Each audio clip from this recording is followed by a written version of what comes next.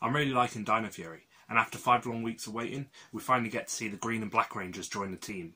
Not only that, but I think this episode might be my favourite so far.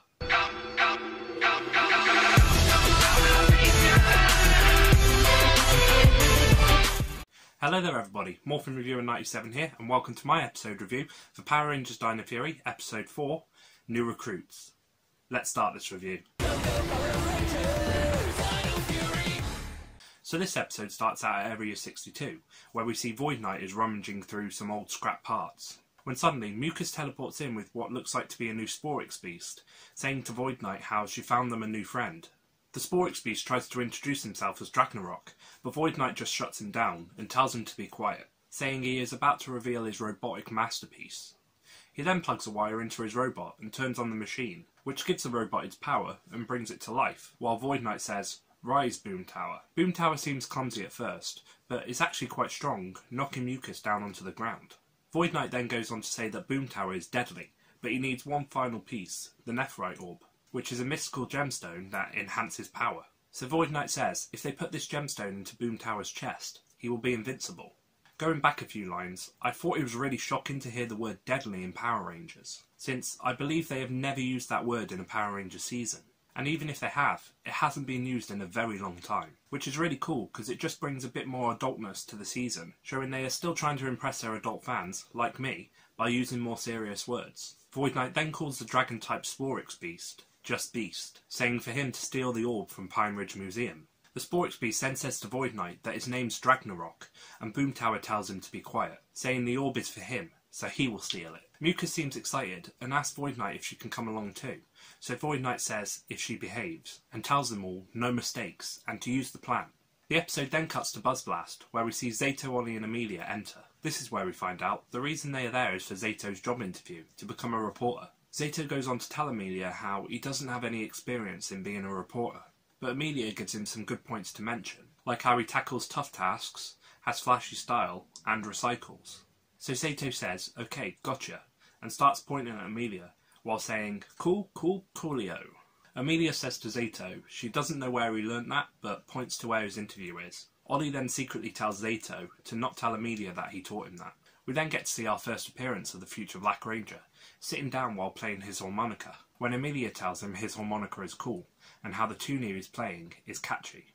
Ollie then asks him if he's going for the reporter job, so he says yeah, and that Jane told him to wait there. He also tells Ollie how he's trying to earn money to buy a keytar, explaining how it's like a keyboard you play like a guitar, and how they're not cheap. We then see Jane walk out of her office with Zato, where she explains to Zato and our future Black Ranger, who we now find out is called Harvey, that as a final test, she's given them each an assignment, and that whoever does better gets the job, and says to them both, "Is that cool?" So Zato, in the perfect moment, does his cool, cool, coolio thing to Jane, and they all just start staring at him. This is when Zato tells them how his friend Ollie taught him that, out loud, and says to Amelia how she didn't just hear that. So Amelia gives Ollie a strange look, as to say, "Really?" without actually saying it. Jane then goes back to talking to Zato and Harvey, and explains what their assignments will be about. Harvey's assignment is to do a story on the Nephrite Orb, saying how it's supposed to be a gemstone with mystical powers, and Jane tells him to check it out at the museum. And Zato's assignment is to do a story on the state's top teen athlete that trains at Pine Ridge High. Jane wants to know what makes the athlete tick, like her coach, her routine, and her name. Zato explains how her name is Izzy Garcia, and Jane seems really impressed by how fast he found that out, but then remembers it's in the file Zato has in his hands. The episode then cuts to what looks like to be the training field for the athletes at Pine Ridge High. This is where we see our future Green Ranger, Izzy Garcia, doing some training.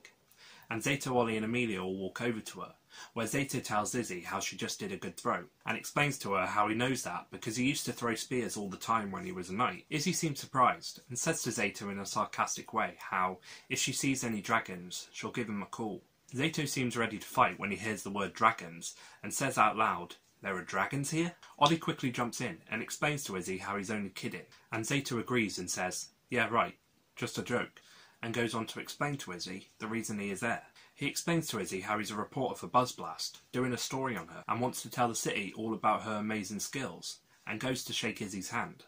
But Izzy tells Zato sorry, and how she doesn't do interviews, and how she has to improve her throw before her next meet.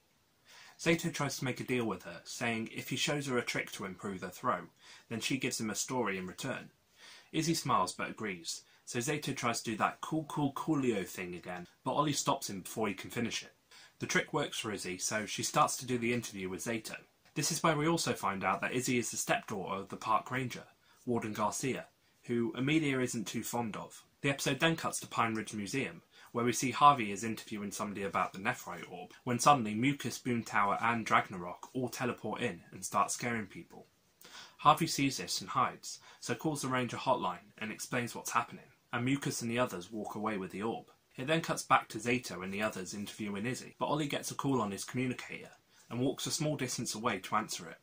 Zato notices Ollie and explains to Izzy how they have to go, and maybe they can talk another time. Izzy says sure, and Zato, Ollie and Amelia head to the museum. We then see Boomtower pick up the orb from out of the glass case, and it starts to pulse and glow. Suddenly the warden turns up and explains to Boomtower and the other two Sporix beasts how the orb belongs to the people of Pine Ridge and to put it down. Boomtower then attacks the warden and quickly knocks him to the ground a good distance away. Zato, Ollie and Amelia then turn up to the museum and morph, where a small battle ensues to try and get the orb back. Harvey then appears, and we can see him looking at the Rangers fighting while hiding behind some crates. He then sees Warden Garcia on the floor and says, "Oh no," and overhears Boomtower explain how he'll become invincible with the orb. The Rangers then each activate a boost key. These are the Gravity Dino Key, the Sprint Dino Key, and the Shield Dino Key, where they manage to get the orb from Boomtower, and it rolls on the ground and stops by Warden Garcia's vehicle. Harvey sees this, and while the Red Ranger has a hold of Boomtower and Ragnarok in some chains, Harvey runs over to the orb and picks it up. Then he gets in the Warden's vehicle and drives away, but before he can get too far away, Mucus manages to turn into slime and stick to the side of the vehicle while shouting, "It's morphin' slime!" So she knows where Harvey is going, and yeah, that pun was a little bit cringy. The Red Ranger then tells Boomtower and Ragnarok, "Nice try," and they then teleport away, escaping the chains he's holding them with. While all the Rangers are standing together and the fight is over, they all run over to the Warden to check on him. The Warden explains how he thinks he needs to get to the medical centre, so the Red Ranger explains how they can take him there, and they all teleport away. The episode then cuts to J-Borg at the museum, where we see she is doing her first live news story, and then we see Jane explaining to her what to do, while talking into a microphone and typing on a teleprompter. But stuff doesn't go quite right, and Jane spills a drink on the teleprompter machine. So it starts typing random letters, and J-Borg is repeating everything it says. So Jane cuts the feed, and J-Borg asks Jane how did she do. But Jane replies with, "It couldn't have gone worse," but J-Borg thought she nailed it. We then see Warden Garcia walking out of the Pine Ridge Medical Centre with a bandage on his head and towards the Rangers. The Red Ranger asks him if there is any update for him to know, and Warden Garcia tells him how the police are trying to track down his vehicle, but with no luck yet. Suddenly, Izzy comes running over to the Rangers and hugging her dad, asking him if he's okay. Her dad tells her that depends and asks how her practice went, and Izzy responds with a laugh and says, "Yeah, you're fine." Izzy turns to the Rangers and seems really impressed, and even says to them that she's a huge fan, and that she heard about them on the news, and also what happened to the Nephrite orb and how monsters apparently stole it. The Red Ranger quickly corrects Izzy and says they tried to, and the Warden jumps in and tells her and the Rangers that his son ran away with it. Izzy says no way to her dad, and the Blue Ranger says, "So wait, that's your son?" The Red Ranger then tells the Warden that they really need to find that orb, but the Warden tells him how his son could be anywhere and that he's always disappearing, but as soon as he hears something, he will let them know. The Red Ranger thanks him, and the Warden leaves, explaining how he has to get back to work. The Red Ranger lets the other Rangers know how they can just not wait around, but Izzy explains how she might know where he is, and how she can show the Rangers Harvey's secret spot, where he likes to play music because his dad, the Warden, doesn't approve of it. The Red Ranger then says, "Let's go," and Izzy stays in front while they walk there. In the next shot, we can see Harvey at his secret spot, where he gets out of his dad's car and walks into some woods with a sign that says "Keep Out." We then see Mucus turn back into solid form after being attached to the side of the car, where she then says she's going to let the others know where the orb is. As Harvey is walking through the woods, Ragnarok and Boomtower show up, and Boomtower asks Harvey to give them the orb, or they'll take it from him. Harvey tries to run away, but Ragnarok just teleports next to him again, and Boomtower manages to get behind Harvey and take the orb. But as quick as he gets the orb, the quicker he drops it, as we see a spear fly and hit the orb in his hand. Harvey tries to run away again, but this time we can see his sister Izzy and all the other Rangers running towards him, where Harvey gives his sister a hug and tells her, "Amazing throw." Izzy and Harvey stay back while the Rangers run towards Boomtower and Ragnarok, when the Red Ranger tells them, "Ready for round 2?" and Ragnarok tells them to bring it on. While the fight is commencing, Harvey tells Izzy that they need to get the orb. So they run towards it, pick it up, and manage to hide behind a tree. The Rangers get knocked to the ground by Ragnarok and Boomtower, but before they can finish the Rangers off, Harvey starts playing his harmonica really loud, which hurts Ragnarok's and Boomtower's ears. They both walk out from behind the tree, where Izzy asks them if they've lost the paperweight, and Boomtower responds with yeah, saying it will make him invincible. The orb suddenly starts glowing in Izzy's hand, letting out pulses of power. This is where Boomtower tells Izzy to give him the orb, but Harvey takes it from Izzy's hands and smashes it on a rock, saying it's slippery and he can be a little clumsy. After smashing the orb, it lets out streaks of power, where we see Izzy and Harvey walk over to the rock and pick up whatever came out of the orb. Turns out it was the black and green Dino keys, and as they are holding them, the power of the keys runs through them and morphs them both into the green and black Dino Fury Rangers. And the Red Ranger says he thought the keys were lost, and after a ton of excitement between the now 5 Rangers, Izzy and Harvey can't believe it, but Izzy tells her brother to hold that thought, and just rips her skirt off from out of nowhere, saying that skirts aren't really her thing. This was a really cool way to blend the Japanese footage with the American footage, since in Re-Soldier, the Green Ranger was of course male and didn't have a skirt. So now when it comes to seeing the Japanese footage in the American series, we won't question her not having one. I just love how they put in that extra little detail, because it really does make a big difference. Anyway, with that being said, Boomtower is annoyed and tells the now 5 Rangers that the orb was meant to be for him, and that they are going to pay, so calls to the henchmen and they teleport in. A massive fight then begins, and I have to say, the Green and Black Rangers can certainly handle themselves well after only just becoming Rangers. And this fight scene was definitely my favourite so far, with the awesome action and background music. At one point, the Black Ranger had double sabres, the Green Ranger was fighting with her spear, and even made an attack while hanging from a tree. Just look at this fight scene. More phenomenal in one word. A few jokes while fighting later, we see Boomtower teleport away, and Ragnarok surrounded, where he tells the Rangers, do they know what happens when a Sporix beast fights long enough? They grow. So Ragnarok starts growing giant, and the Black Ranger lets out a little joke saying, well, it's not like he was going to shrink. After this, the Red Ranger asks Solon to activate the Zords, and once the Dino Fury Megazord is formed, all 5 Rangers teleport in, where the Green Ranger says, my own console, and asks if she can play music. Ragnarok then lets out a pun and throws a giant boulder at the Megazord while saying, let's Ragnarok. A few moves by the Megazord later, and Ragnarok is defeated, and I have to say, this was definitely the best Megazord fight so far. It actually lasted a decent amount of time. As the Sporix is falling from the sky, the Red Ranger manages to catch it and says, one more for us, one fewer for Void Knight.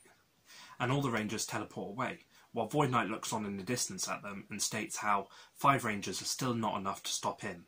The episode then cuts to Dinohenge and inside the Ranger base, where all the Rangers demorph.